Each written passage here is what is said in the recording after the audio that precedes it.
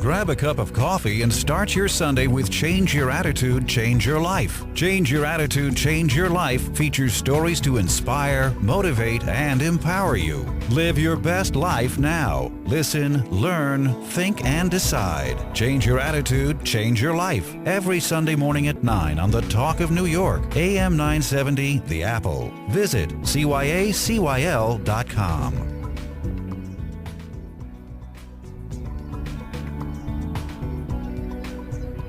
Hi, this is Change Your Attitude, Change Your Life. I'm Joan Herman. Thanks for tuning in. Did you know that 1 in 3 people will get cancer in their lifetime? That solid tumors grow slowly for 30 years before they can be detected? And that 17 million Americans are walking around with cancer somewhere from initiation of a single cell to a detectable tumor? Today's guest, Leigh Fortson, spent decades learning about health. She is an author and editor of numerous books about nutrition and medicine. Leigh practiced healthy lifestyle habits, so was understandably shocked when in 2006 she received a cancer diagnosis. Leigh has been to hell and back, and today has a clean bill of health. She is the author of the new book, Embrace, Release, Heal, and is joining us today to share the story of her empowering journey.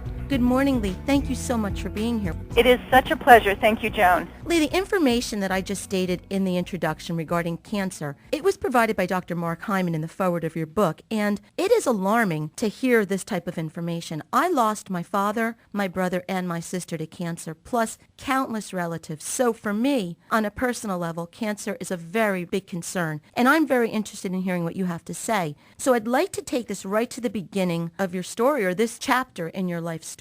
You've written and you've edited publications about health and nutrition, alternative medicine. For all purposes, you considered yourself educated on the subject and a healthy person. So then in 2006, you were understandably shocked to receive a diagnosis, to have someone say to you, you have cancer. How did this part of your life, this chapter in your life begin, and what did you feel when you heard those words, you have cancer? It was as if somebody came in and sucked all the blood out of me. I mean, both my husband and I were absolutely floored. It went contrary to every single belief I had about myself. My identity was suddenly just sort of taken away because I always thought of myself as a healthy person, a conscious person. I ate pretty darn well. I exercised regularly. I had a robust spiritual life. I mean, I really was blown away. It was an anal cancer diagnosis, which also kind of comes with some, sort of embarrassment issues.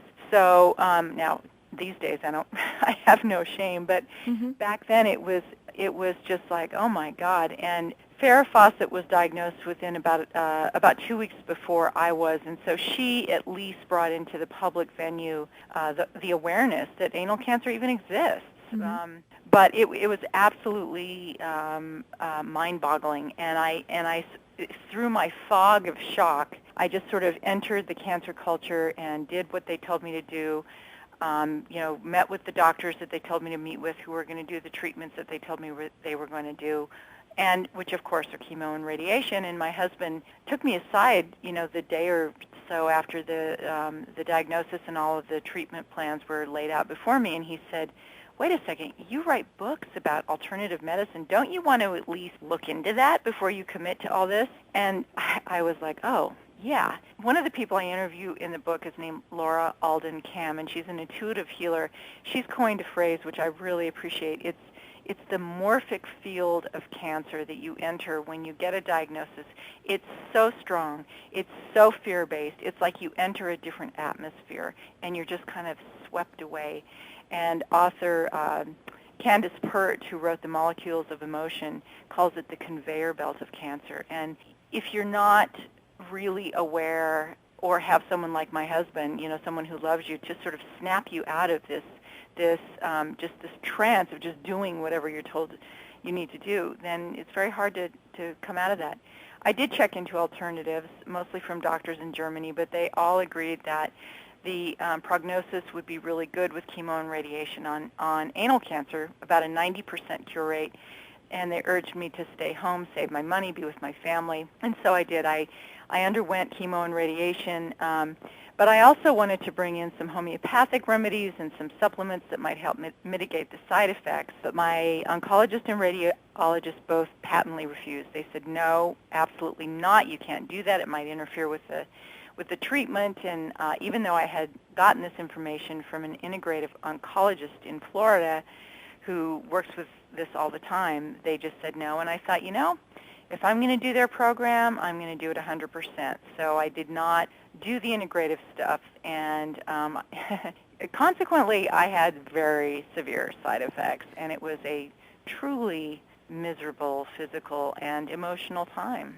So, Leigh, if I can recap, you had all the knowledge, you had all the wisdom, you knew intuitively that you should be adding or complementing what they were suggesting, but as you describe in your book, you were in this robotic state of doing everything you were told to do, like all good patients. That was the language that you used, right. Like all good patients. So you went along with what they suggested because you were told there was a 90% cure rate. So what exactly was the protocol in the first round of treatment for this anal cancer? It was, it's different for everybody. I met a woman who's a yoga teacher who was in great shape, similar to me, who also got anal cancer about 3 weeks before I did, who lives about an hour away. And we became immediate friends. Her treatment was different than mine. It's always chemo and radiation, but there are different types, right? So I had a low dose, low toxicity type of chemo called cisplatin, and there was something else in there, but thankfully I've forgotten what it's called. And then I had high power radiation. My friend had high power intense chemo and low power radiation. So we were given different treatments. We were at different cancer centers. So that's just sort of another reminder that it's not like there's a standard for anything. Mm-hmm. And our cancers were the same type. It was squamous cell. And so now maybe there were some differences that I don't know about that made the doctors create different protocols. But anyway, I did chemo and radiation, and I wore a little fanny pack that had the chemo drug in it, and they surgically implanted a port into my chest, and there was a tube that went from this fanny pack up into my chest that fed me the chemo 24 hours a day. I was on that for 5 days, and then I got weekends off, so I'd go into the center on Friday nights at 5, and they'd pull out the chemo stuff, and then on Monday morning at 8, I'd come back in, and they'd plug it back in. And then the radiation was Monday through Friday. The protocol was for 6 weeks, but I actually pulled out after the 5th week. I just couldn't bear the pain anymore. Well, Leigh, what I'd like to ask, because you so eloquently described in the chapter My Story in the book Embrace, Release, Heal, what happened to your body. And I have to tell you, I was not aware that when you received radiation, I thought you were radiated and then, it zapped away what it had to zap away, and you healed for a week and then you went back. I did not realize that radiation was cumulative and that it deepens on each day from the time you're radiated. So if you could tell us a little bit in your eloquent words, what happened to your body physically and emotionally? Okay. Well, radiation is powerful stuff. In fact, I've been dealing with the side effects of the radiation since it happened, and that was 4 years, 5 years ago. Anyway, so the first 2 weeks there were really no symptoms, and then suddenly I had these wicked bouts of diarrhea. I couldn't leave the house because of that, and then it kind of crept into these burns, just really intense burns, right, all along my crotch area, because it's called wide field radiation, which means basically they're coming into you, and with the same amount of radiation. At least this is my understanding. Maybe a doctor could describe it better, but my understanding is they come into you, and all of your skin, all of your tissue is basically affected by this radiation, even though they're targeting a specific point. For example, my hips are completely changed now that I've had it. But the point is, I got this 5 days a week, and by like the end of the 3rd week, I was in just dire pain. I was getting progressively unable to walk simply because of the pain of walking. The pain in my crotch basically disabled me from walking with any sort of comfort. And the pain just increases exponentially. So by the end of the 5th week, I had 1 more week to go. I was unable to drive. I couldn't sit. I could barely walk. I had to walk very bow-legged. the only relief that I got was going into the shower, and I couldn't put any water directly on the burns. I just had to let things sort of quietly drip to the places where there was burns and pain. But by the end of the 5th week, I went into my oncologist who was unplugging my chemo port, and I said, I'm done. And he said, oh, I know it's hard and yada, yada, yada, but let me just take a look at you. And he looked at the burns. He quickly recoiled and said, yes, you're done. You're done. But he kind of covered his surprise. And then I went to my radiologist, and I said, I'm done. And he kind of looked at me puzzled and said, why? Because they had checked me on Friday, and on Friday, things were where they should have been. And they stopped, I had weekends off, but on Monday morning when I came back for treatments, it had gotten so much worse. My radiologist wasn't pleased that I was choosing to quit. He said he had seen worse burns, but I, by then, realized I was in charge of my body, and it was my body. And in fact, the radiology nurses told me before he came in, I was saying, I've got to stop this. It's ruining me. And I was crying, and they said, look, this is your body. Do what you want. And you forget that when you're in the cancer culture. It is your body. So when I told my radiologist I was done, he wasn't happy, but he understood. He tried to talk me into doing, a few more treatments over a couple of weeks, and I just said no. So you finished treatment for the original diagnosis of anal cancer, and when we return from our break, we're going to talk about what happened next. Let's take a break for this week's Healthy Living Tip. We'll be right back. Did you know that your own fat can now be successfully transplanted in order to enhance, or in some cases restore, certain body contours? Fat from the human body is rich in stem cells, and when transplanted, they can grow and provide natural volume to areas that lack it. Fat grafting involves taking excess fat from one area of the body, such as the tummy or thighs, and placing it into other parts of the body that could benefit from additional contour. Fat grafting can be used to restore lost volume in the cheeks or lips, to provide a fuller, more attractive appearance, or to add contour to the upper chest after reconstructive breast surgery. This is Dr. Brian Glatt, and I am a board-certified plastic surgeon practicing in Morristown, New Jersey. I perform hundreds of successful fat grafting procedures each year. Fat grafting is a cost-effective and simple procedure that can usually be performed in less than 1 hour. If you regularly undergo injectable filler treatments, you may want to consider fat grafting as a more long-lasting and natural solution to treat areas of volume loss due to aging. If you think that there are areas of your face that would benefit from this procedure, or if you lack sufficient chest wall contour following breast reconstruction after mastectomy, call my Morristown, New Jersey plastic surgery office at 973-889-9300 to schedule a consultation to discuss fat grafting, or visit my website at www.drbrianglatt.com for further information about fat grafting. This is Dr. Brian Glatt, and I look forward to meeting with you soon. Change your attitude, change your life, and big, believe, inspire, grow. Salute the entrepreneurial spirit of small business owners, people who follow a dream, work hard, and make it happen. This week's Spotlight on Cetus Home Care is brought to you by VMM Benefits, a voluntary benefit specialist. Call VMM at 201-697-0203.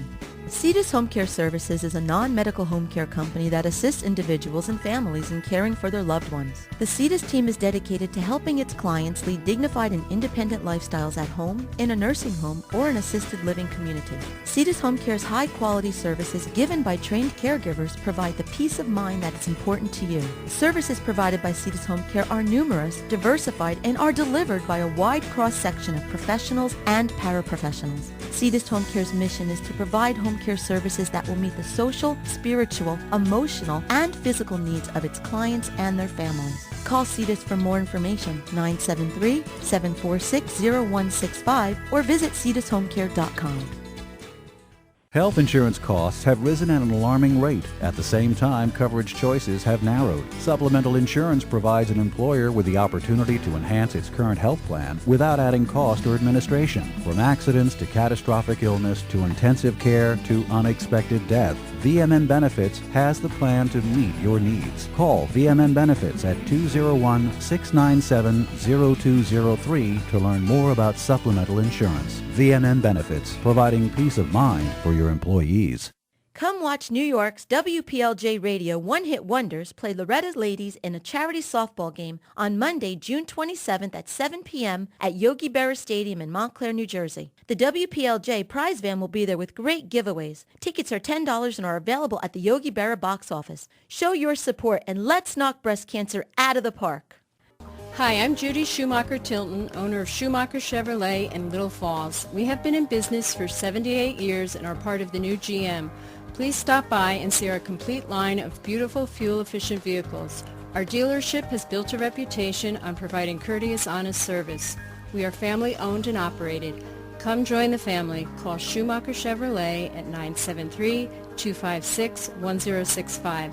That's 973-256-1065. Or visit SchumacherChevy.com. Welcome back to Change Your Attitude, Change Your Life. Our guest today is author of the new book, Embrace, Release, Heal, Leigh Fortson. Leigh, before break, you were telling us a story about how in 2006 you were diagnosed with anal cancer and that you went down the traditional road of therapy, treatment, and chemo and radiation. Once you completed that treatment, you then went to work rebuilding your life and trying to get back to some sense of normalcy. What happened next? Well, it took a long time for normalcy to return. When you have the kind of radiation I had, it doesn't go away quickly. The best thing that I did, a friend of mine who's a nurse and also really aware of alternative treatments, gave me an aloe vera plant, and she said, just break the leaves open and put the juice directly on your burns. That was probably the best thing that anybody gave me for relief. And it took a long time, months, before I could sit comfortably. But what I did, because I was so freaked out about that first diagnosis, I just decided God made a mistake. He targeted somebody else. It wasn't me. I was angry. I didn't want to talk about it. I was dealing with a whole bunch of people who, once they hear that you have cancer, they figure you're a goner. There's just a lot of stuff that comes along with that diagnosis. And so I was just trying to put it all behind me. And about a year later, well, not about, exactly a year later, I started having some bleeding, some rectal bleeding. And sure enough, it was a recurrence. I had graduated to rectal cancer. It had moved up the rectum, and that meant major surgery. What was the surgery? What did they recommend that you do at that point? They recommended that, and this is what we did, that they remove the anus, the rectum, and part of the sigmoid colon, which obligates me to a colostomy bag for the rest of my life. And I was in pain, and there was a lot of blood, and it was happening fast. And at that point, I decided, and the doctors told me, really, do this and do this fast. And I did a lot of research. I called doctors all over the country, and all of them had the same thing to say: do it and do it fast. So I did it, and everyone said, it's not the end of the world to have a colostomy, which it's not, and you'll be back on your bike within a month. And I said, all right. It was very scary, though. At that point, I realized, okay, God didn't make a mistake, because here it is again, and I need to revisit what cancer is to me, what it means to me. I need to do this surgery. I was terrified, though. When you lose body parts, especially ones you use every day, it really, really frightened me. And just, again, the whole prospect of having a recurrence was so beyond, again, my self-understanding and my identity. So once again, I was sort of plunged into this emotional nosedive, and then I had to go through this major surgery, which I did. And I, to this day, think that it was probably the correct treatment. But what the doctors just completely overlooked was that my skin was so badly radiated was so badly compromised by the radiation that it didn't have the ability to heal. So I had this major wound site from the surgery, major, like a grapefruit-size wound, and it wouldn't heal, and it wouldn't heal, and it wouldn't heal. And I had to start seeing a wound specialist 3 days a week. I had to have a home health care nurse come in 3 days a week. I had to change the dressing on this thing, which is not a glamorous job. And it took me 9 months before the wound site healed, and 2 subsequent surgeries. One, an attempt to scrape out all the dead skin from the wound site and regenerate, so it could regenerate itself. That didn't work. So then they ended up taking a muscle out of my leg and stuffing it into that wound site to try to supply fresh blood. That slowly worked. But during that time, I also accepted that this cancer was mine. It was not some random act of an evil universe, that it was mine. It had some purpose. And I started sort of looking at the more holistic understanding of what cancer could be. You know, what could have contributed? I started to kind of play around with the idea that maybe our emotional lives have something to do with it. Maybe it's a karmic thing, a destiny, a fate, whatever you want to call it, something bigger. But mostly I decided to look at the emotional aspect of my life and clean out the closets and get rid of the dust bunnies. And so I started doing a lot of forgiveness work. I started focusing on what grievances I may have been harboring that could impact me. I told my oncologist that I was really ready to do sort of an inner inventory, and he shrank in front of me. He said, "Don't do that." And I said, "What do you mean?" He said, "Don't blame yourself for getting cancer." And I said, "No, I'm not blaming myself." And he said, "You've been through hell. I hate when people blame themselves. You know, diet, exercise, thoughts, none of that stuff matters. None of it matters." And I realized no matter what I said to this guy, that was his belief system. And so I said, okay, I won't blame myself. And I didn't blame myself. But what I did is I went on an adventure of taking responsibility for my health. And that meant looking at my entire psychology and my entire physiology and really, really working with that, which I did for the whole time I was healing from that wound site and for many months after that. That's what I did. And it was a very good exercise. So, Leigh, when you were in the process of doing this emotional cleaning and working on forgiveness and so forth, you then had a third episode, 2 years from the first diagnosis and 1 year from the second. They found a small mass located next to your sciatic nerve. Right. Now, and that was the first time that someone used the word metastasized to you. So what was it exactly that they told you, and what were you and your husband preparing for at that point? Oh, God, it was just, it's amazing. Labor Day of 06, 07, and 08, I got these diagnoses, and it was, like, oh, my God. The radiologist, he's a lovely man, but he basically just sort of shook his head and said, this doesn't bode well. We might be able to get rid of that tumor, but it's what's to come. It's what's to come. And he trailed off. And I thought, oh, my God, this is the beginning of the end of me. And I fell into a pretty deep depression for about 2 weeks, as did my husband. And we were, needless to say, just flipped out because I didn't have any pain. I had no symptoms at all. I was feeling really good. I thought that I had worked through all this emotional stuff that may have been contributing to it. It was only 3 months after the wound site healed. So I was just newly back to my life in a complete way. It was devastating. So I went to a therapist to try and figure out how to live the remainder of my life in a way that was functional and so that I could be a mother to my children. And she just laughed. She looked at me. She said, "You're not dying. You feel fine. You look great. You have a centimeter-sized mass in your ass." And she said, this could be the last vestige of cancer within you. They don't know what's going to happen to you. And she was at the time reading Candace Pert's book, The Molecules of Emotion.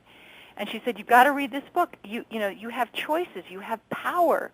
You have your mind that you can work with.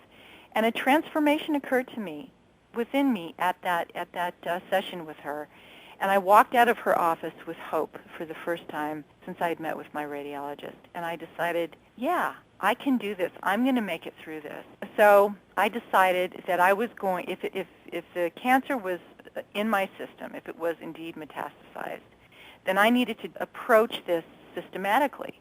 And that meant everything, from my body, my mind, my spirit, everything. So I went to Atlanta, Georgia, and I visited the Living Foods Institute and learned how to become a raw foodist. I read every single book I could get my hands on about self-healing, and there are many, and they are brilliant, and they're so inspiring. I continued to do whatever forgiveness work I could do. I just went deeper with my emotional life and really recognized where there were certain parts in my life where I was not happy and where it could have impacted my cells. And I just decided that the best thing I could do for myself was to hear the stories of other people who had made it through a negative cancer prognosis. and I decided to write a book. I thought, I need to hear other people's stories so that I can craft my own. Plus, it takes incredible commitment and fortitude to break through the belief system that things are not looking good and that you can actually turn that around. I needed as much help as I could get. So I started writing this book, and it's part of what saved me. And the name of the book is Embrace, Release, Heal. And that's where we're going to leave the show with this week. Leigh will be back next week on Change Your Attitude, Change Your Life to talk about what she learned throughout this journey from a medical, emotional, and spiritual standpoint. And she will share some of the survivor stories that she has learned from people who were given no hope of survival. So tune in next week. In the meantime, if you'd like more information about Leigh, you can visit her website, embracehealingcancer.com. And as always, you can visit our website, cyacyl.com. Leigh, I look forward to talking to you next week to learn everything that you learned and want to share with us about this incredible journey of hope and survival. Again, today our guest is Leigh Fortson. Leigh, thank you so much for joining us. It was great. Thank you, Joan. This is Joan Herman, and Change Your Attitude, Change Your Life. Thanks for tuning in.